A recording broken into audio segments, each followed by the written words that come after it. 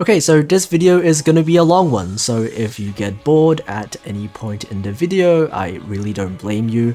Feel free to skip ahead using the chapters that I definitely will remember to add on the timeline. So, the KC Cup is around, and I, like many others, don't really care about grinding at all, so instead I thought why not make the longest scripted video I have ever made complaining about the game. Doesn't this sound like a much better use of my time? Anyway, since this is the first time I've ever made such a long scripted video, I'd really like to know if you liked the format of this video, because while sometimes I make videos where I just go on and yap about something for a long time, this video is scripted, and it takes a lot longer to make a video like this, so if you like this video, let me know by, clicking the like button, or leave a comment on some improvements that I can do in the future. So let's talk about skills in Duel Links. This is probably the biggest thing about Duel Links that everyone likes to complain about, and I mean that's completely understandable because that is indeed the biggest difference between Duel Links and a TCG or even Master Duel. And this difference has only gotten bigger as time went on and skills evolved from being 1,000 extra life points to spawning an armed dragon level 10 from thin air and searching super polymerization at the same time. This also meant that when a deck gets too strong, Konami not only needs to worry about how to limit the cards in the archetype, but also how to rebalance their relevant skills, and sometimes successfully. This video is going to be a really long one, so sit back, relax, and enjoy my long ranting. As a longtime Duel Links player who started playing back when Pegasus had his own unlock event, I've been there to witness the evolution of skills throughout the history of the game. Remember when we used to think Destiny Draw was broken? Back then, there were only a couple types of skills that we used. There were consistency skills like balance, restart, switcheroo, and RNG manipulation skills like pre-nerf spell specialist, and heavy starter. Top deck skills that changes what you draw after you have taken damage, like Destiny Draw and Sorcery Conduit. And there were also level manipulation skills like level augmentation and level duplication. And there were the ties that bind that just gave you a bit more attack.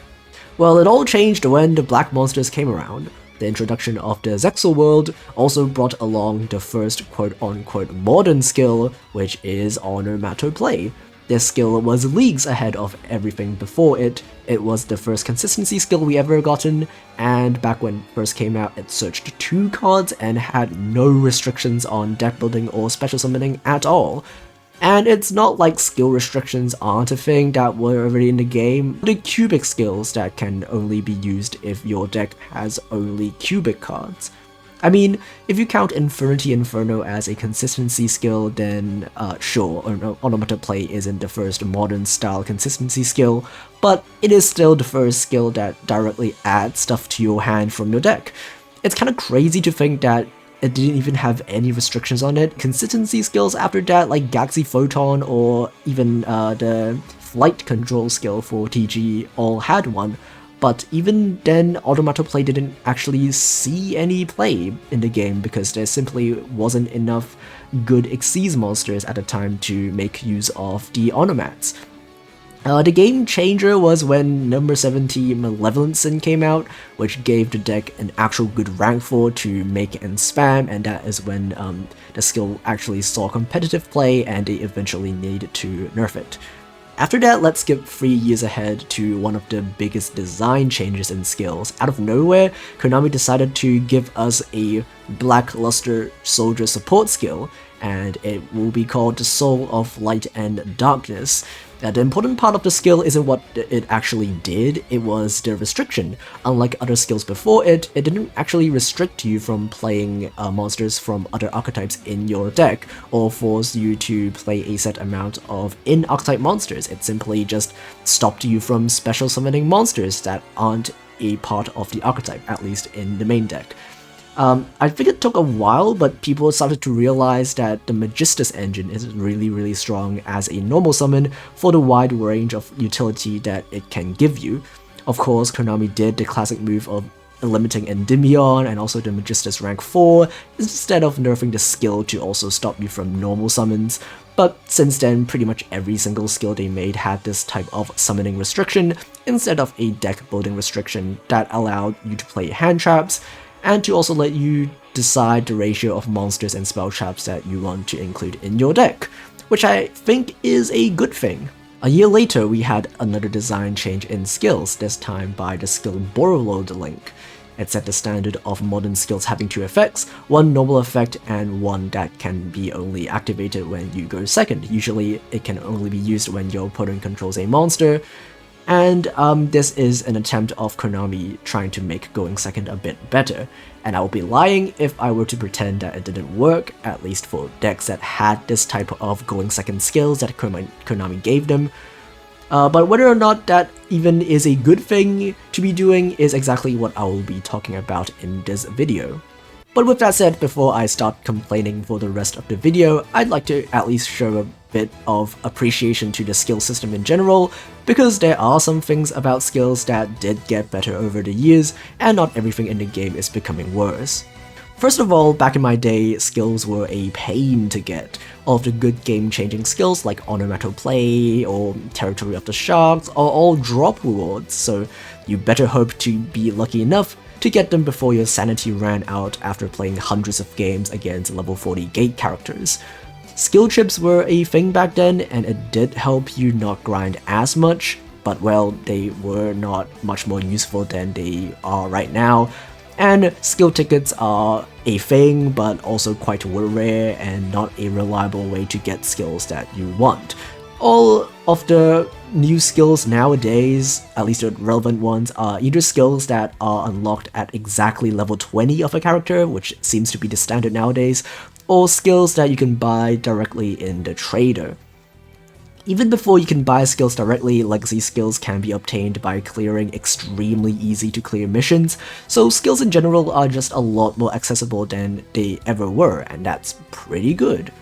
And speaking of legacy skills, the existence of legacy skills is a concept that I like a lot. Not only do we have generic legacy skills like the raise skills that any deck can use for a bit of life point boost and attack boost, we also have archetype specific skills that fixes their weaknesses and help bad archetypes be actually playable against good decks. My favorite example is the Hieratic skill, as someone who tried very hard to make Hieratics work back when they were first released in Duel Links, at least the new modern support, not including the Kaiba structure deck or whatever that had like one random Hieratic monster. There were 2 main issues with the deck. First is that you need a fairly specific 2-card combo for the deck to even start playing. You need a guy for you to tribute, and a guy to actually tribute that guy. Another issue is that the best interactions, which are the traps that one banishes a card and the other is an Omni-Negate, are completely unsearchable. So not too long ago, we had a legacy skill that is for Hieratics that solves both problems by first letting you search a missing combo piece by revealing Hieratic spell, so that you can combo off that one card on its own. It even lets you set a trap from your deck that lets you immediately use by discarding a card if your opponent controls a monster. This is the type of skills that I think is wonderful for the game. It's not really broken, it maintains the playstyle of the original deck while making it a lot more effective against the current meta, and it helps a deck that had zero ability to go second with a way to play into an established board with a fair and balanced cost, the discard. So now that we have a benchmark of what is a good and well-designed modern legacy skill, we can start to look at skills that are not well-designed and some that should frankly never exist in the first place. From the Hieratic skill alone, we can already see the philosophy of how Konami designs archetypal skills in the modern day. In pretty much all new skills made today, there is a consistency boost to the deck, a way to help the deck go second, and sometimes, as you will be able to see in some other skills, completely change how the deck is played, because screw the rules, I've got a shiny yellow button. I think giving decks consistency isn't really a bad thing. Like Hieratics that I talked about, for example, the deck would be pretty much unplayable if there weren't a skill that gave it a 1-card combo. But here's the thing, right? Hieratic sucks. It's a bad deck, and so it needs that consistency. You know what isn't a bad deck? Salamangreats! Who on earth looked at Salamangreats, a deck that was tier 0 at one point without a broken skill, and thought, you know what they need? A skill that gives them a 0-card combo. A 0-card combo. You can have 0 salad cards in your hand, and the skill just gives you the combo starter for free, and you combo off anyway. Do you know how insane that is? You can give a skill like this to a terrible deck that does nothing, like, you know, Malefics, for example, and it will still be good because you can fill your deck up with non-engine, and you give this kind of skill to Salamangreats? That's completely unthinkable. Anyway, obviously bust the skill out of the way, let's have a look at some of the other consistency skills and decide for ourselves what the threshold of being broken is, because, well, if you give a 1-card combo to a deck, no matter if it's a good or bad archetype, this 1-card combo just cannot do too much, otherwise we end up with bad archetypes like agents putting up 4 interruptions and infinite spell negates. But, well, I'm getting ahead of myself, let's start from simpler times. Shiranui has a consistency skill that gets you a starter, which ends on Skill Saga, summoning Sun Saga in your opponent's turn to pop 2 cards usually. So that's basically 1 interruption plus follow-up in the graveyard, and that I think is fine. I never really had an issue with this Shiranui skill. The only thing I don't like about the deck is the continuous trap that allows you to stall infinitely, and I think that trap should be banned a long time ago, and I think it should be banned today, but it's still unlimited. I don't know why. Even if it's not competitive anymore, I just don't think it's very healthy. The Salad skill post-nerf is also along the same category, I would say. It's like a 1 interruption from the Mirage Stalio bounce plus a follow-up from the hand and graveyard, and it's no longer broken because you now need 2 discards, including a Salad card to use the skill, so it's, you know, no longer a 0-card combo. I think, at least in my opinion, 1 interruption plus follow-up is kinda where my benchmark is for what a consistency skill is allowed to do for a 1-card combo. Something like 2 interruptions but no guaranteed follow-up is also fine, but anything more than that will probably be a bit too much.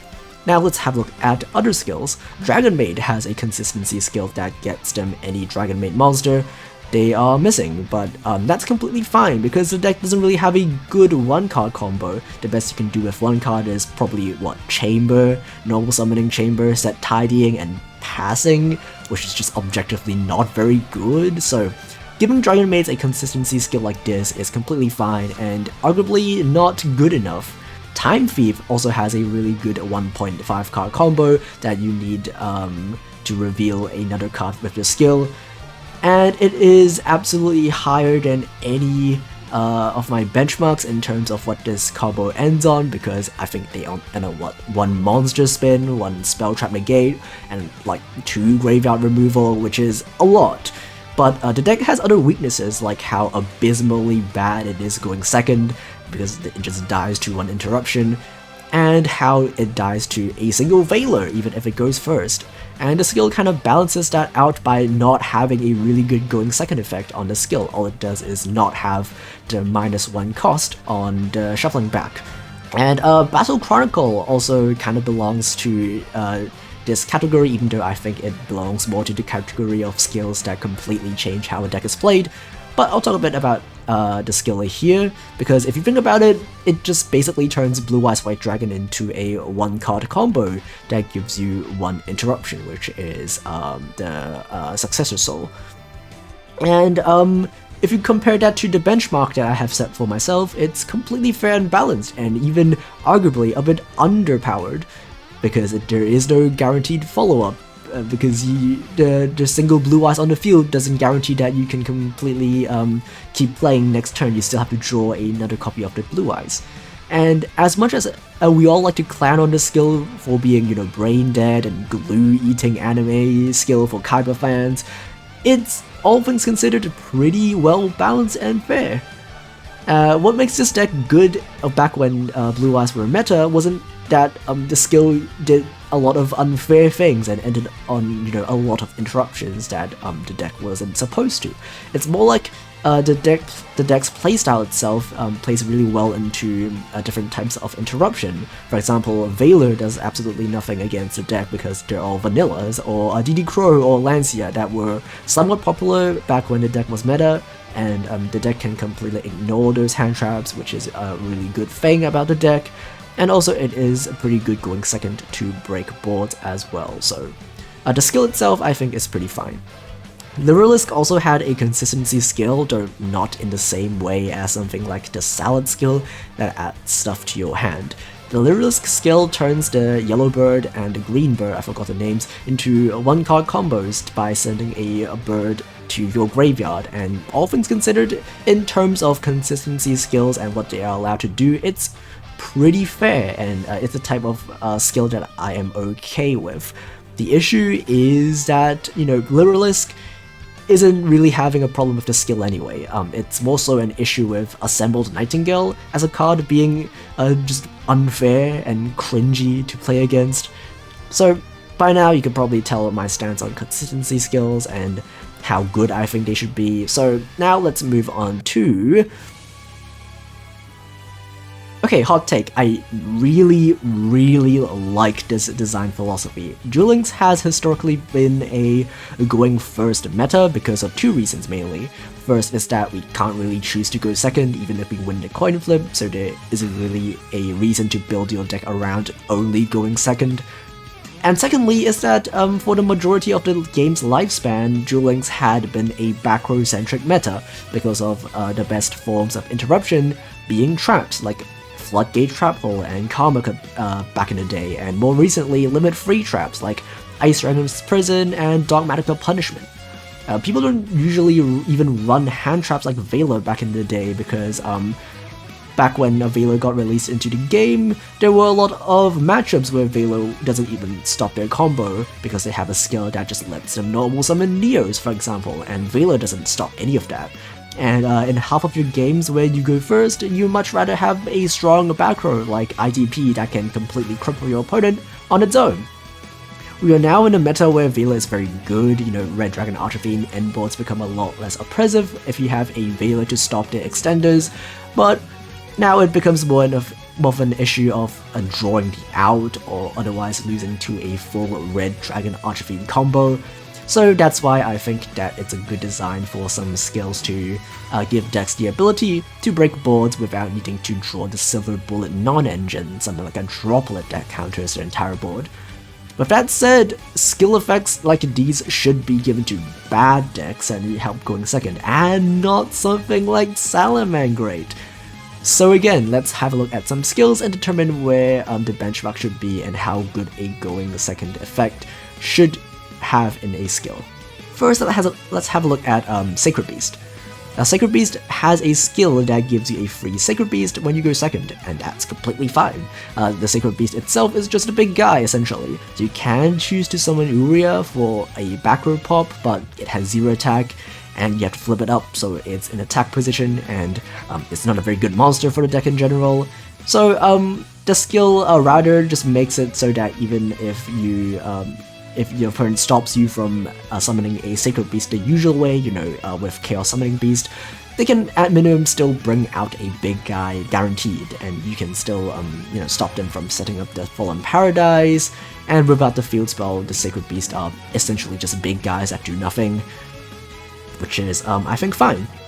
The Fleur skill gives you a free level 1 flower when you go second, and that doesn't really do a whole lot on its own. It just makes the Sauge the Fleur very strong if you draw it, because you get to pop the free guy on your field, and then the free flower just summons another level 8 from your deck. And, maybe you can just link the level 1 flower off for a Synchro Summon with it or something. The effect of the skill itself is not really that broken. It's essentially just a free guy. It's just that because it's a generic skill with no summoning restrictions, you can play other archetypes within the deck and try to make use of the free guys you get from the skill. But those kinds of hybrid Fleur decks are never that good anyway, and you have to play bricks of the 6 level 8 Fleur monsters and the 2 Necro Synchrons. So I don't really have an issue with the Fleur skill, all things considered.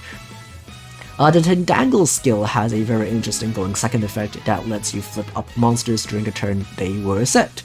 We won't be discussing the first effect of the skill just yet because I will be talking about it a lot more when we talk about skills that change how you play the game completely, but the second effect of the skill is a very creative and on-theme way for Tendangles to play going second.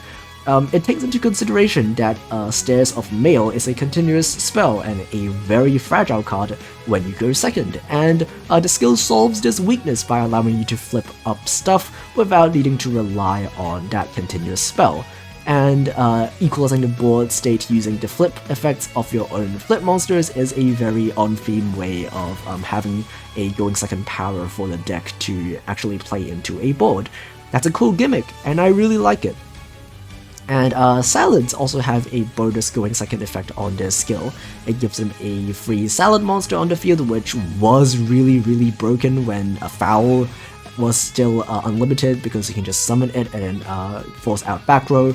Now it's a lot less good, it's essentially just a free link material, but the deck is already really good even without the going second effect, so why even bother in the first place? Okay, so now let's have a look at going second skill effects closer to the territory of being broken. And of course, we cannot leave out the one that started it all, the Borrow Link skill that gives you a free quad borrow for absolutely zero cost. If your opponent has a monster, you just get one for free. That is really insane. Not only do you have a monster pop before you commit to absolutely anything, it's just a free link too on your field that you can link climb with. And it's not like the deck has a problem going second without it anyway, because they have access to one of the best board-breaking tools ever in the lifespan of Duel Links, namely Chaos Dragon Levianeer. That card was limit-free for a reason. And the Red Dragon Archfiend skill is also kind of ridiculous. You just get to set a Fiendish Chain completely for free, and that's crazy. A deck that's already good without the skill, you know, the new Resonator cards do so much on their own that they can make a huge turn 1 board when they go first. It would make sense for the deck to have a weakness of being more fragile when they go second to kind of make up for the strength of it going first, like with Time Thief.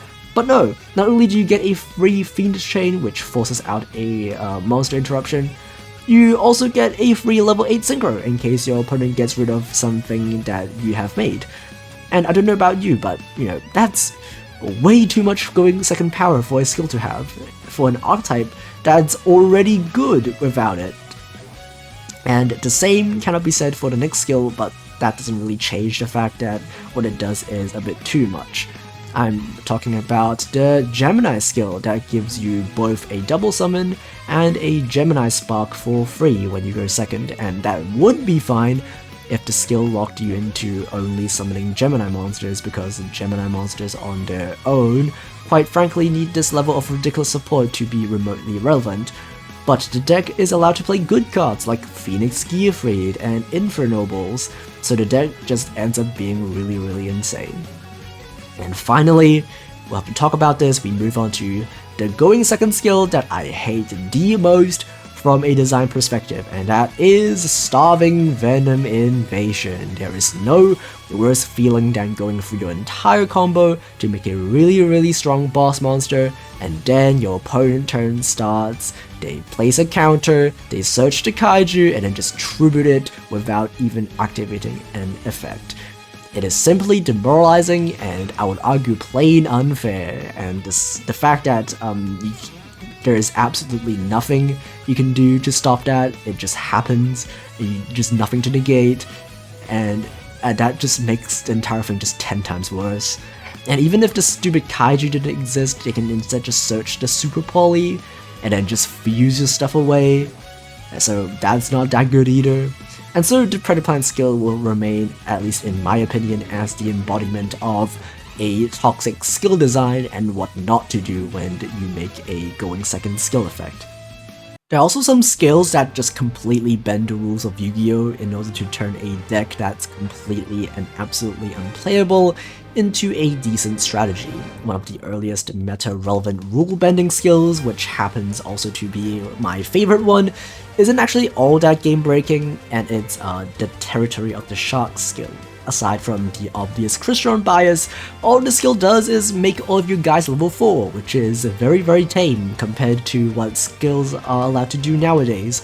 But this skill defined a completely new playstyle in Yu-Gi-Oh! That's exclusive to Duel Links only, which is pretty similar to something like Dino Rabbit in the TCG, but instead of normal summoning Rabbit or Tour Guide, you normal summon Deep Sea Diva and then summon an Atlantean heavy infantry from the deck, and then making them all level 4, and then making Abyss Dweller for a quick effect pop and a Graveyard Lock. You see, skills like that are cool, at least in my opinion. It opens up new strategies, but is never too broken for anything, which is something that cannot be said for some of the other skills. There are some skills in the community that people like to call glue-eating skills, you know, the Eternal Bond, the Battle Chronicles, the Dragonic Contacts that let you normal summon bad vanilla monsters in the anime, or with the case of Dragonic Contact straight up just summoning anything from the deck. These skills turn bad vanillas into basically combo starters, which admittedly is a pretty fresh new way to play these types of decks. At least for the first few times they did this gimmick of normal summoning big vanillas without tributing Thing, but because you no longer need to cry when you open a handful of Blue Eyes White Dragons like back in the Karma Cut days. I like the skills that exist in this format because, especially Battle Chronicle, because it's like a skill that perfectly engineered to appeal to new players. It's an anime skill, I mean, it's the Blue Eyes White Dragon that you get to summon. It's made to be piloted by even the most brain dead of players, so a new player can just pick it up and play it immediately. And it's good. It's like one of the tier 1 decks for quite some time. And well, on the contrary, we have Dragonic Contact, which is stupid and so irritating that I made an entire video complaining about it. The short of it is that it's a bit too consistent because pretty much any monster on hand or field translates to a free armed dragon board wipe every single turn. And also you get to search Super Poly, which is never fun, and it's just cringe. The Gemini skill is also pretty game-changing. It turned Geminis from absolutely unplayable garbage to a tiered meta threat. The only issue is that the tiered meta threat it turned into is basically just Phoenix Gearfried Infernoble Knight Slop.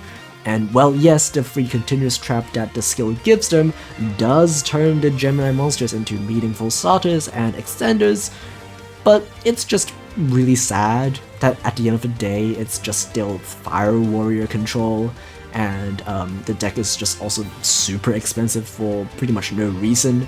I mean, there's a reason why you don't see this deck a lot, even though it's pretty strong in this meta. Next, let's talk about two skills for two flip monster archetypes, the Shaddoll skill and the Tendangle skill. The Shaddoll skill is a lot simpler, it just gives you free Shaddoll cards in your deck and sends 2 traps to your graveyard when your turn begins. But this alone is the difference maker from an extremely bricky and unreliable strategy to a resilient control deck that can dodge interruption by flipping their own stuff face down to dodge targeted interruption, or search their combo pieces by flipping up a Shaddoll Hedgehog that you have normal set. The Tendangle skill also completely changes how the deck is played by just letting you set up a graveyard full of Tendangles and a Delaunay to summon them all back on turn 1 without committing to anything at all. For these type of cases, like Geminis and Flip monsters, I do think that skills are a very helpful mechanic to turn these obsolete monster types into something that's competitive and playable. But when a skill does too much to make a mechanic viable, we get stuff like the Tendangle FTK that's enabled by the fact that the Tendangle skill just does a little too much for flip monsters in general. So I think it's pretty important for Konami to test these kinds of game-breaking skills to make sure dumb stuff like the Tendangle FTK would never be able to happen. Finally, let's talk about the skills I call the Zero Monster skills, because these skills give you access to monsters that you can summon without, well, actually playing a single monster in your main deck. the Pendulum Rebellion skill and more recently the Tri-Brigade skill also allow you to play a deck full of spells and traps and have their skills do all the work to actually put up monsters and deal damage. At least this Tri-Brigade skill still needs you to actually draw into the cards that summon the Link monsters from banishment, but Pendulum Rebellion straight up just gives you free scales to pendulum summon the big guys every single turn.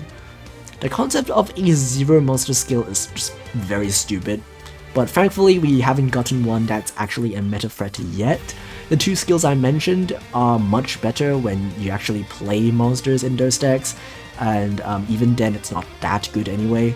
So after all this, I guess my point is that because these skills are so game-changing, anywhere from normal summoning vanillas to flip summoning flip monsters, or even giving you free boss monsters from Brinair, it's very easy to turn these skills into overpowered messes in unexpected ways, so I think it's very important for Konami to test out these skills before actually releasing them, which they might not have done for some of these skills.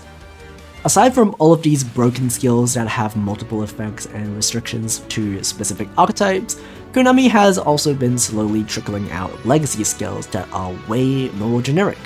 We have the raise skills that boost your life points and boost the attack of your monsters depending on whether or not you have a specific type of monster in your field or in your graveyard. And more recently we also have these order skills like the Book of Moon skill that, and also the strike back skills like the one that sets terrors off the Overroot. You might not even know that these skills exist until now. I certainly didn't until I started looking for these skills for this video. The raise skills are pretty mid and would probably only see a lot of play like 3 years ago, maybe, but I really like the idea of the direction of these order skills and strike back skills because they basically give generic decks the same type of going second power as all of these other archetypes of specific skills that have an exclusive going second effect built into them. Let's take the Overroot skill for example. The skill only works when you go second, but there are zero restrictions on the skill so you can play it in anything. And it lets you sacrifice any useless card from your hand and turn it into a card removal that can force out an interaction before you commit to anything. And I think that's pretty neat. I myself have been testing out the skill in Live Twins for a while, and yeah, the free removal going second is pretty useful for a deck that, like Live Twins, have problems going second. All I'll say is that the main issue with these skills currently is that they're just a bit too weak. You see, I think these generic skills should have effects that are better than those archetype-specific skills because those skills do other things like improving their consistency aside from having a going second effect. So those decks will just use those archetypal skills anyway, so generic skills like the Overroot skill should have a way to balance out and compensate for the fact that some decks don't have an archetype-specific skill, and they should have a stronger going second effect than those that have an archetypal skill. For example, the Red Dragon Archfiend skill that lets you set a Fiendish Chain for absolutely free. Why are they allowed to do it for free, and why does the Overroot skill need to shuffle a card back from your hand back to the deck? It doesn't make sense. Shouldn't it be the opposite, right? Because the Red Dragon Archfiend skill also does the other thing where they can just summon a level 8 synchro for free, right? Do you see what I mean? And finally, I should talk about the generic skills that have historically been good and used by lots of decks in the past. There was basically the opposite problem back in the day where every deck would use the same few good generic skills and there weren't a lot of variety in the skills that decks used. Well, this is no longer a problem and hasn't been a problem for a very long time ever since every viable deck had their own unique broken skill. And so I think it is time to bring those old skills back. I'm talking about balance, restart, level augmentation, level duplication, skills like that have been nerfed in the past for being way too generic. We could at least revert these nerfs and it would be honestly completely fine given what skills are allowed to do nowadays. We don't even need to worry about the problem of, oh no, if bad decks can use these skills, what if the top tier decks also use this skill, and they will be even better, because they won't. Those decks already have way more broken skills that is specific to their archetype, and they do so much more. So some decks like Hero or Gemini don't even work if they're not using their game-breaking, rule-bending custom skill. So we could have pre-nerf balance and pre-nerf restart back, and it will be completely fine. So just give us back those skills for decks like Unchained or Tenyi, and skills like level augmentation and duplication should have never had the life point requirement nerf anyway. The reason they were broken was because back then the level change was permanent, so people were abusing them with FA hang-on mark. So just make them last until the end of the turn would have been more than enough even back in 2021. And they still had to, for some reason, add the life point requirement, which was already unnecessary back in 2021, and even more so now 4 years later. And you know what? Even if they buffed the skill back to how it was originally and changed the level to be permanent, so that you can make a really huge hang-on mark and banish everything that's sent to the graveyard, it's still probably fine, because heroes can still send stuff to the graveyard to summon the big guys, because guess what? Skills don't care about macrocosmo type effects, because those are skills, screw the rules. And the Red Dragon Archfiend decks can just set Fiendus Chain and negate the hang-on mark. Also, you still have to go first, and draw the hang-on mark, plus a high-level monster to actually pull off the combo of like the massive hang-on mark. So the fact that this super degen combo back in the day isn't even that broken today should tell you that we really should do something with these old skills that should have been unnerfed a long time ago. Not that I'm saying that it will be good to have that back, because I do think that the hang-on mark interaction should die forever. That was really degen. I'm just saying that the fact that it would be completely fine should tell you that they should at least unnerf these skills. And okay, so where does that leave us? Personally, at least in my own opinion, I don't think that, skills are ruining the game and making the game unplayable, or the game is gonna die soon because the skills play the game for you. I don't think that's true. I definitely think that at least something should be done to balance out the many skills we have in this game. Some skills are definitely way too good, oftentimes on purpose to sell new cards or promote an event. And lots of old skills that have been nerfed are definitely fine to be reverted back to how they were originally. And most good decks wouldn't even use them anyway. I liked the direction of some of the archetypal skills, like the hieratic one that I think is very well designed and balanced, and also some of the generic older skills like balance and restart could come back, and the newer generic skills like order and strike back skills are indeed a very promising direction for future skills to be made. Though I just hope that they will be a lot stronger to compensate for the fact that it's not an archetype skill with no other effects to compete with those archetype-specific skills. That said, I know this is a very common topic that many people have different opinions about, so I would like to see your comments and know what you think about the whole skill issue. Do you agree or disagree with my takes on the different types of skills in the game? If you think that skills are poorly designed, how would you fix them? Should Konami even make old skills more playable? And if so, how would you buff them? I love reading through comments of these kinds of videos, so don't be afraid to leave an entire essay down below in the comments on your thoughts on these skills, and also on the video itself if you found it helpful or entertaining, or just want to leave some suggestions on how I can improve it in the future. With that said, thanks for watching, and goodbye.